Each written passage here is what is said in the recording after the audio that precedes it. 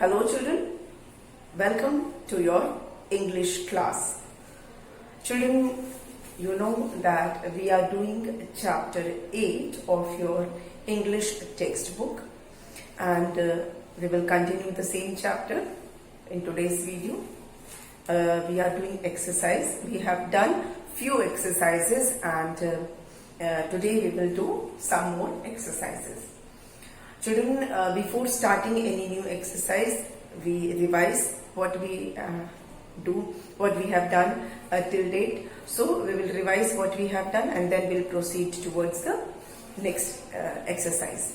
Children, the name of the chapter is Blacky the Clever Crow. Children, I have explained you the story of this chapter many times. आपको मैं ये story बता चुकी हूँ, कई बार बता चुकी हूँ, इसलिए आज हम स्टोरी का एक बस क्विक रिकैप करेंगे. बहुत शॉर्ट में मैं आपको इसको एक बार रिवाइज कराऊंगी. चिल्ड्रन, ये स्टोरी है एक फार्मर की जिसका नाम था किशन लाल. और किशन लाल बहुत ही काइंड हार्टेड फार्मर था और उसको एक क्रो मिलता है जो उसके घर के डोर स्टेप पे गिरा हुआ मिलता है. और किशन लाल उस क्रो को उठाता है, उसकी केयर करता है उस क्रो की. और क्रो जब ठीक हो जाता है तो किशन लाल का वो फ्रेंड बन जाता है. किशन लाल और क्रो अच्छे फ्रेंड बन जाते हैं. फिर एक दिन ऐसा होता है कि अंधेरी रात थी और कुछ थीव्स जो है वो किशन लाल के फार्म में, उसके खेत में घुस जाते हैं. ये जो क्रो है जिसका कि नाम किशन लाल ने ब्लैकी रखा था, ब्लैकी वो देख लेता है थीव्स को घुसते हुए, फार्म में घुसते हुए वो देख लेता है और वो शोर मचाना शुरू कर देता है. काव काव करके शोर मचाने लगता है और किशन लाल और बाकी के जो पड़ोसी थे, नेबर्स थे, वो जाग जाते हैं और चोरों को पकड़ लेते हैं. तो ब्लैकी जो है वो चोरों को पकड़वाता है, लेकिन एक चोर जो है वो छुपा रहता है उसी फार्म में जो वहां पे क्रॉप्स काट के रखे हुए थे उनके पीछे छुपा रहता है, जिसे कि कोई देख नहीं पाता. तो जो चोर छुपा होता है वो बदला लेने के लिए किशन लाल के जो क्रॉप्स है उसमें वो आग लगाने की सोचता है और इसी डिसीजन के साथ वो रात भर छुपा रहता है और अगली रात को वो फिर घुसता है आग लगाने के लिए क्रॉप्स में. लेकिन ब्लैकी अलर्ट था, वो चोर को देख लेता है कि जो वो चोर है उसने हाथ में जो है एक जो फायर जो टॉर्च है वो लेके रखा हुआ है. तो ये समझ जाता है ब्लैकी की चोर क्या करने वाला है और ये भी समझ जाता है कि जब तक वो शोर मचाएगा और किशन लाल उठ के बाहर आएंगे और चोर को पकड़ेंगे तब तक बहुत देर हो चुकी होगी. इसलिए ब्लैकी अपनी जान की परवाह न करते हुए उस चोर का सामना करता है और इस लिए वो चोर को अपनी चोंच से मारता है. लेकिन फिर ये जो चोर है ये ब्लैकी को शूट करता है. ब्लैकी मरता नहीं है उसको, लेकिन चोट लग जाती है, ब्लैकी हर्ट होता है. लेकिन शॉट की जो आवाज होती है उससे सब लोग जग जाते हैं और इस बार ये चोर पकड़ा जाता है. और क्योंकि ब्लैकी ने बहुत बहादुरी दिखाई थी इसलिए सब लोग उसकी तारीफ करते हैं और उसको बैंडेज करते हैं क्योंकि उसको चोट लग गई थी. और ब्लैकी को ब्रेवरी मेडल भी दिया जाता है और ब्लैकी जो है बहुत प्राउडली उस ब्रेवरी मेडल को पहनता है और इसी तरह से अच्छे काम वो कंटिन्यू रखता है. तो ये स्टोरी थी, मैंने बहुत शॉर्ट में आपको बताई क्योंकि मैं ऑलरेडी ये स्टोरी आपको कई बार बता चुकी हूँ. चिल्ड्रन, हमने इस चैप्टर का कॉम्प्रीहेंशन ABC कंप्लीट कर लिया है. कॉम्प्रीहेंशन A में मैच द कॉलम था जिसमें कि वर्ड और मीनिंग को मैच करना था, वर्ड को उसके मीनिंग के साथ मैच करना था. ठीक है, तो ये हम कर चुके हैं. एक बार मैं आपको रिवाइज करवा दे रही हूँ. हाइड है, हाइड का मतलब होता है आउट ऑफ साइट. फिर सेकेंड वर्ड था डिस्ट्रैक्ट, डिस्ट्रैक्ट का मतलब होता है टू डिस्टर्ब वंस अटेंशन. आपकी बुक में ये सारे वर्ड्स लिखे हैं, आपको सिर्फ इसे मैच करना है. तो मैं सिर्फ इसलिए आपको रिवाइज करवा रही हूँ क्योंकि ये ऑलरेडी हम ये कर चुके हैं. नंबर 3 पे है काव, काव होता है sound of crow.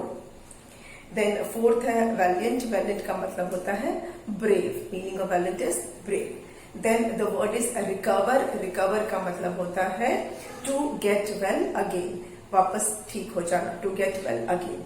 Then number 6 है raise an alarm. Raise an alarm का मतलब होता है warn of danger, warn of danger.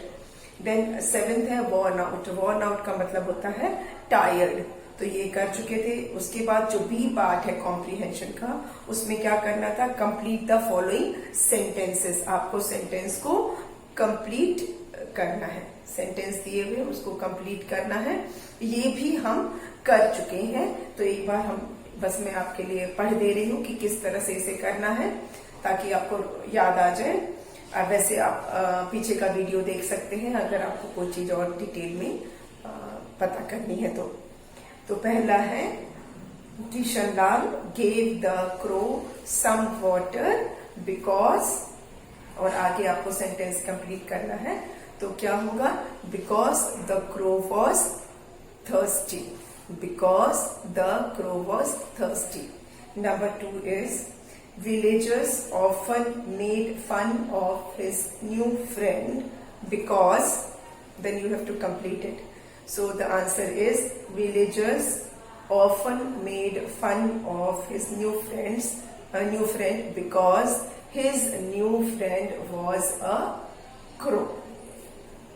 Number 3, the farmers could not see one thief because, and then complete. So answer is the farmers could not see one thief because he was hiding behind the freshly cut crops. Number 4, angry with Kishanlal, the thief decided to, then complete. Answer is angry with Kishanlal, the thief decided to set fire to the crops of Kishanlal's farm. Angry with Kishanlal, the thief decided to set fire to the crops on Kishanlal's farm. Number 5, for his bravery, Blackie. So answer is for his bravery, Blackie was rewarded with a special bravery medal. Next is think and answer. यहाँ पे question क्या है, ये C part है comprehension का। Do you think that Blackie was brave? Give reason for your answer. Yes, Blackie was brave because he bravely faced the thief, he did not care for his life and pecked at the thief to distract him. Okay, so ये हो गया हमारा comprehension. उसके बाद second part था हमारा grammar Glee, जो था प्रपोजिशंस के बारे में, और मैंने आपको मीनिंग बताया है। प्रपोजिशंस किसको बोलते हैं? प्रपोजिशंस को हम पोजीशन वर्ड्स भी बोलते हैं। पोजीशन वर्ड्स मतलब ये बताता है कि किसी पर्सन का, किसी थिंग का, किसी एनिमल का पूरे सेंटेंस में क्या प्लेस है, कौन सा पोजीशन है, कहाँ पर उसकी पोजीशन है, कहाँ पर उसका प्लेस है। सेंटेंस में किसी पर्सन का, किसी थिंग का, किसी एनिमल का, किसी बर्ड का कहाँ पर उसका प्लेस है, कहाँ पर उसका पोजीशन है, that is called position word और प्रपोजिशन। और ये भी हम कर चुके हैं, तो मैं एक बार झटपट आपको रिवाइज करवा देती हूँ। Underline the propositions in the following sentences. Sentences दिए हैं और उसमें आपको अंडरलाइन करना है प्रपोजिशंस को। तो एक बार रिवाइज कर लेते हैं। फर्स्ट वन क्या है, पहले से किया हुआ है, the cat slept on the mat. तो कैट की पोजीशन क्या है? On the mat. तो प्रपोजिशन क्या है? ऑन। नेक्स्ट वर्ड है the butterfly flies over the bird bath and around the flowers. So यहाँ पे बटरफ्लाई का पोजीशन क्या है? Over the bird bath and around the flowers. यहाँ पर बटरफ्लाई का पोजीशन दो बार है, एक तो ओवर है और दूसरा अराउंड है। Okay, butterfly over the flowers है, ओवर द बर्ड बाथ है एंड अराउंड द फ्लावर्स है। नंबर 3 है the boy hides his book under the pillow. यहाँ पर बुक का पोजीशन बताना है और बुक कहाँ है? Under the pillow. बुक है अंडर द पिलो, ठीक है। उसके बाद नंबर 4 है Arun sat in front of Neha and behind Meenu. Arun की पोजीशन क्या है? In front of, in front of और behind, in front of Neha behind Meenu, ठीक है। अच्छा, नंबर 5 है the bird lays eggs in the nest. Eggs का पोजीशन कहां है? In the nest. एग का पोजीशन कहां है? In the nest. Number 6 the naughty children throw stones into the pond. Stones का पोजीशन कहां है? Into the pond, into the pond. तो ये हम क्योंकि कर चुके हैं इसलिए मैं इसको बिल्कुल डिटेल में नहीं बता रही हूँ। We are just revising it, इसको हम सिर्फ रिवाइज कर रहे हैं, ठीक है। तो this we have done. Now we will proceed to the next exercise. जो नेक्स्ट है वो हम उस पर हम प्रोसीड करेंगे। And the next one is, next वाला हमारा है वर्ड बिल्डिंग। हमारी जो नेक्स्ट एक्सरसाइज है जो हमें आज करनी है वो है वर्ड बिल्डिंग।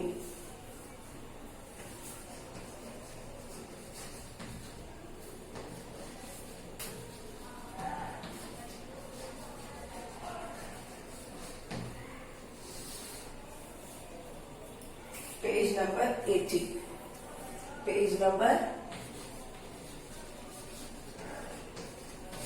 80 पर है ये वर्ड बिल्डिंग, ठीक है। अब इसको हम करेंगे। इसमें क्या है? This exercise is related to homophones. किससे रिलेटेड है ये? होमोफोन्स से रिलेटेड है।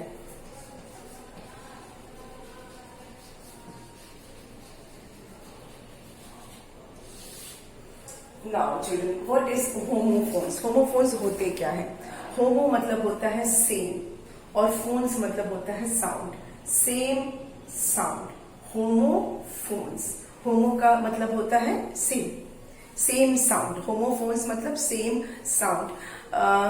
Children, in English there are some words that have exactly same sound, but the spelling is different and meaning is also different.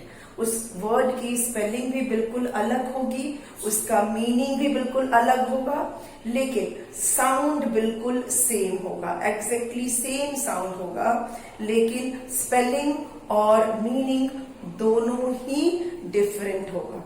उसको बोलते हैं homophones. मतलब same sound but different spelling and different meaning. Okay, meaning भी different है और spelling भी different है, पर सिर्फ साउंड सेम है। सेम है मतलब बिल्कुल एग्जैक्टली सेम साउंड है। उसको हम बोलते हैं होमोफोन्स। उसको हम बोलते हैं होमोफोन्स। जैसे अब आप ये वर्ड देखो, न्यू। न्यू का मतलब क्या होता है? नया, कोई चीज न्यू होती है ना, न्यू। और KNEW, इसको भी न्यू ही बोलते हैं। यहाँ पर के साइलेंट है, sound is same, new new, but spelling is different and meaning is also different. ये इसका मतलब क्या है जानते हैं, मतलब भी न्यू, ये पहले से पता है। और ये न्यू मतलब something which is bought new, नया खरीदा है, कोई चीज नई आपके पास है, ठीक है।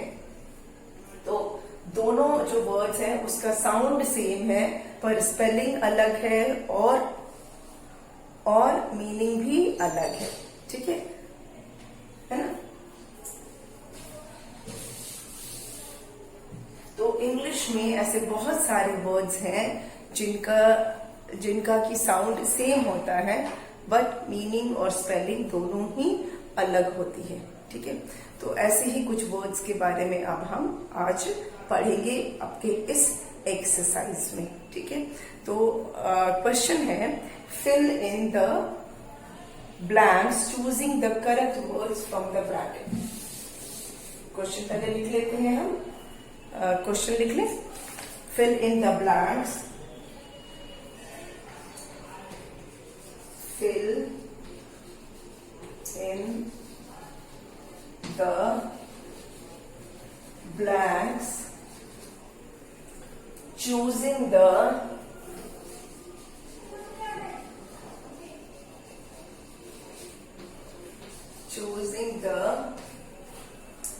correct words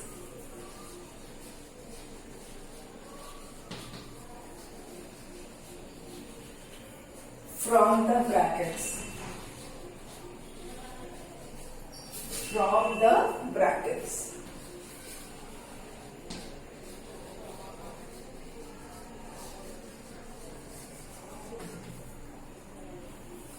Fill in the blanks are given. You have to, and every sentence has options given. You have to choose the correct word, and you have to fill that blank. आपको उस blank को complete करना है, ठीक है?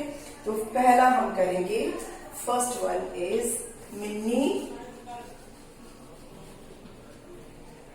likes to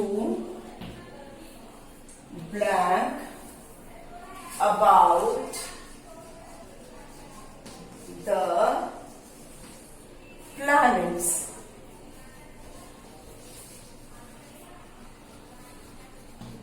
And our options are no and no. Now look at the sentence. Minnie likes to blank about the planets. जो mini है वो planets के बारे में क्या करना चाहती है? Likes to know या no? Both the word have same sound. Both are called no. ठीक है, दोनों का साउंड है नो, लेकिन ये नो है नहीं वाला और ये नो है जानना. ठीक है, want to know बोलते हैं ना, जो जानना चाहते हैं. तो मिनी लाइक्स टू नो होगा, नहीं वाला होगा या जानना होगा. Mini likes to know about planets. वो प्लैनेट्स के बारे में जानना चाहती है. शी वॉन्ट्स टू नो, ये वाला नो. वो प्लैनेट्स के बारे में जानना चाहती है. मिनी जो है प्लैनेट्स के बारे में जानना चाहती है. तो हम यहां लिखेंगे KNOW. Okay, Mini likes to know about the planets. Mini likes to know, KNOW, know about the planets. ठीक है. नंबर 2. सेकेंड वाला क्या है देखिए. The blank finally won the race. The blank finally won the race.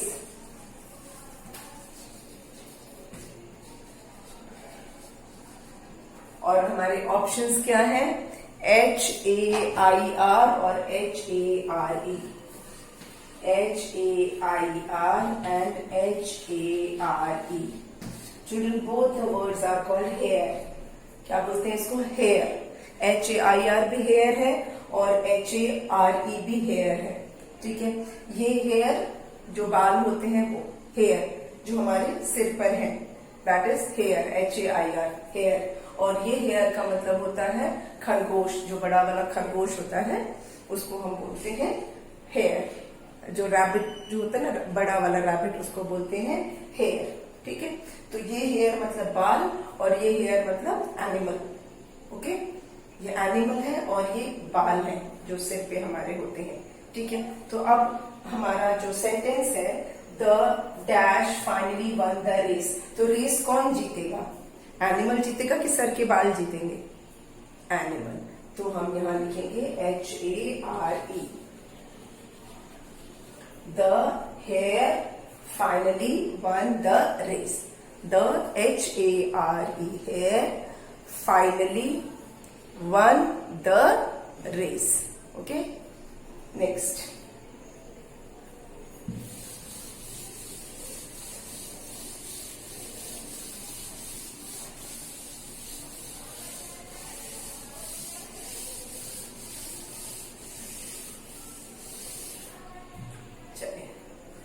Next हम करते हैं, next sentence है the fox wanted a dash of cheese. The fox wanted the fox wanted a dash of cheese. Okay, and the options are PIECE, इसको बोलेंगे piece, PIECE, और दूसरा है PEACE. Okay, now both these words are pronounced as peace. दोनों को हम बोलते हैं peace. ठीक है, PIECE भी peace है और PEACE भी peace है. दोनों ही वर्ड को हम प्रोनाउंस करते हैं peace. ठीक है, PIECE peace, PEACE peace, दोनों को हम क्या बोलते हैं? peace बोलते हैं. स्पेलिंग अलग है, मीनिंग भी अलग है. ये पीस है मतलब टुकड़ा, पार्ट ऑफ समथिंग. ठीक है, पीस मतलब किसी चीज का टुकड़ा, किसी चीज का पार्ट, पार्ट ऑफ समथिंग. और ये पीस का मतलब होता है काम, शांति, जिसको बोलते हैं ना I want piece of mind, बिल्कुल शांति, दैट इज कॉल्ड पीस. और ये पीस मतलब पार्ट ऑफ समथिंग, टुकड़ा जिसको हम बोलते हैं वो. तो ये पीस है किसी चीज का टुकड़ा, पार्ट किसी चीज का पार्ट. और ये पीस है क्वाइटनेस, शांति वाला. ठीक है, पीस जान बिना वॉर का जिसको बोलते हैं ना, शांति वाला वो. तो अभी हम क्या लिखेंगे यहाँ पर? The fox wanted a, fox को क्या चाहिए? ये शांति चाहिए कि टुकड़ा चाहिए चीज का? He wanted a piece of cheese. तो कौन सा वाला पीस?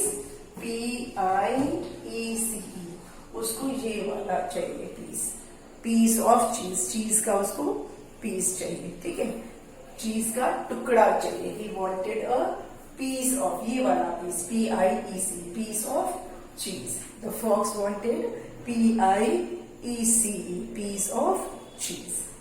Next, number 4. 4 क्या है? We are going to Mumbai by, we are going to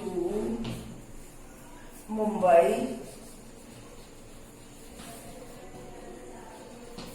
bye blank. और हमारे ऑप्शंस क्या है? PLAIN, प्लेन, और दूसरा है PLANE, प्लेन. ओके, हमारे पास 2 प्लेन है, दोनों को ही प्लेन बोलते हैं.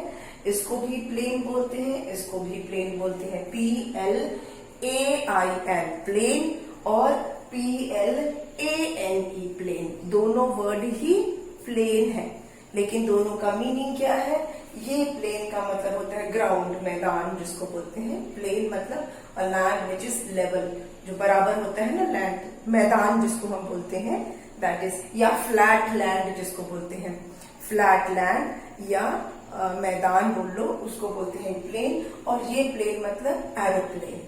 ठीक है, ये वाले प्लेन का मतलब होता है एरोप्लेन. तो हमारा क्या है sentence? We are going to Mumbai. तो हम मुंबई कैसे जाएंगे? एरोप्लेन से. तो कौन सा? ये वाला plane, PLANE.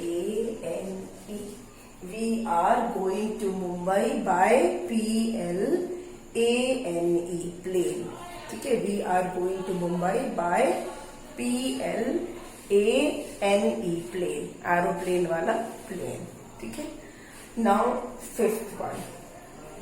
We should not dash our time. We should not dash our time. इसमें हमें क्या करना है, ऑप्शन हमारे पास क्या है, कौन से हमारे पास होमोफोन्स हैं, एक है WAIST,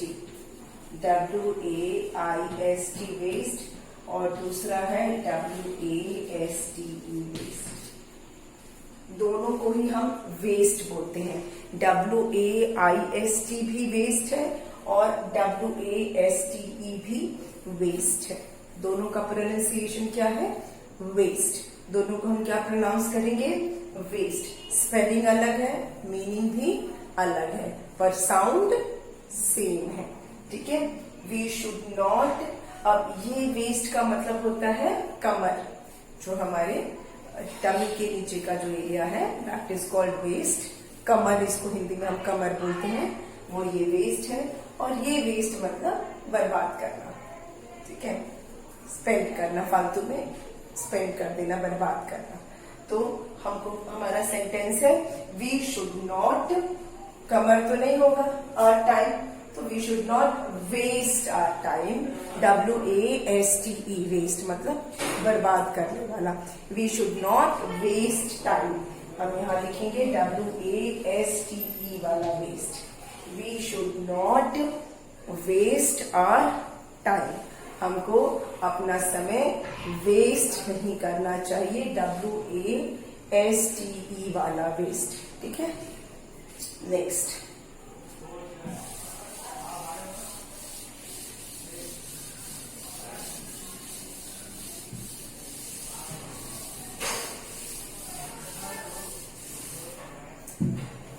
next sentence is, a spider has dash legs. A spider has dash legs. और हमारे ऑप्शंस क्या है, 8 and 8 और 8। ओके, अब यहाँ पे देखिए, दोनों को हम 8 बोलते हैं। EIGHT भी 8 है और ये ATE भी 8 है। ये 8 जो हम काउंटिंग वाला है, 1 2 3 4 5 6 7 8 वाला, ये काउंटिंग वाला 8 है। और ये ईट का पास्ट टेंस, खा चुके, खा लिया, ठीक है, ईट का पास्ट टेंस है। तो स्पाइडर के कितने लेग्स होते हैं, तो इसमें हम स्पाइडर हैज ब्लैक लेग्स, तो इसमें तो हमको नंबर लिखना होगा कि स्पाइडर के कितने पैर होते हैं। स्पाइडर हैज 8 लेग्स, स्पाइडर के कितने पैर होते हैं, 8। Spider has EIGHT 8 legs, spider के 8 लेग्स होते हैं। तो ये हमारा होमोफोन्स से रिलेटेड जो एक्सरसाइज है वो हमारा कंप्लीट हो गया। आई होप आपको होमोफोन्स समझ में आ गए होंगे। Homophones are words that have different spelling, different meaning, but same sound. Sound सेम होता है लेकिन मीनिंग और स्पेलिंग दोनों ही डिफरेंट होते हैं। एंड बहुत सारे ऐसे वर्ड्स हैं, ये तो आपको कुछ यहाँ पर बहुत थोड़े से वर्ड्स दिए हैं just for your exercise. When you will go to senior class you will study more about homophones. आप होमोफोन्स के बारे में और भी पढ़ेंगे, ठीक है। तो आज का तो ये हमने होमोफोन्स कर लिया, इसकी हमें थोड़ी सी एक्सरसाइज और करनी है, वो हम अपने अगले वीडियो में करेंगे, ठीक है। अगले वीडियो में हम जो आगे की एक्सरसाइज है वो करेंगे। अगर आपको कोई डाउट है होमोफोन्स के बारे में तो वो डाउट आप क्लियर कर सकते हो, ठीक है। और होमोफोन्स वाले और वर्ड्स आप चाहो तो ढूंढ सकते हो, बहुत सारे ऐसे वर्ड्स हैं। आप अपने अगर आपको इंटरेस्ट है तो आप और पता कीजिए कि ऐसे और कौन से वर्ड्स हैं जो जिनकी की साउंड सेम है और स्पेलिंग और मीनिंग दोनों अलग अलग हैं, ठीक है। मैं आपको कुछ एग्जाम्पल दे सकती हूँ, जैसे देयर होता है THEIR, THERE, है ना, आपने पढ़ा है ये सब। तो इसके बारे में हम आगे कभी डिटेल में बात करेंगे।